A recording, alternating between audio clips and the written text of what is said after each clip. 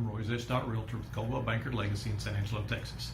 Last time I talked to you about agency and who represents who and those kind of things. Today I want to get into a little more detail on just a part of it. It's called intermediary transaction. My friends came back again this week to help you look at this. So here's a common situation where you might see this. Here's the seller and he's got his seller's agent, the listing agent. So you decide you want to go look at the house. You call the listing agent and you show up to look at the house. So what happens here is then the listing agent has shown you the house. So now you are in effect his client as well. So you didn't come with your own realtor, and it's fine, it's not like you have to do that. But what happens here is at this point he is currently representing the seller and the seller only. When he comes to this, what he'll do is he'll talk to you and the seller and make sure both parties are okay with this. It all has to be fully disclosed for it to be okay. And if you both agree to that, then we do what's called an intermediary transaction. Intermediary just means in the middle. So instead of him representing the seller or him representing you, he acts as an intermediary. So this is the real estate agent acting as an intermediary in this transaction.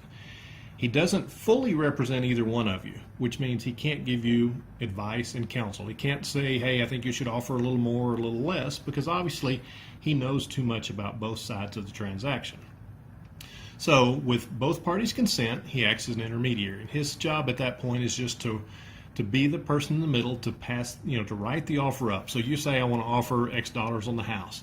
So you tell him, he writes up the offer and then presents it to the seller.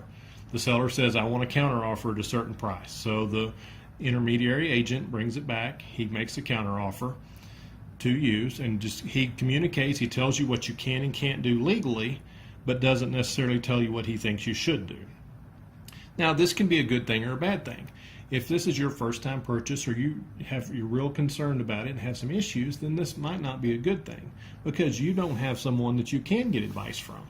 And that's one of the biggest reasons to get a real estate agent is for his advice and counsel in telling you what you should and should not do.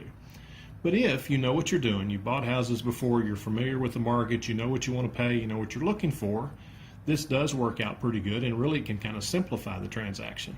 So good and the bad of intermediary transactions. In the old days, this used to work that way a lot of times because people didn't have a buyer's agent.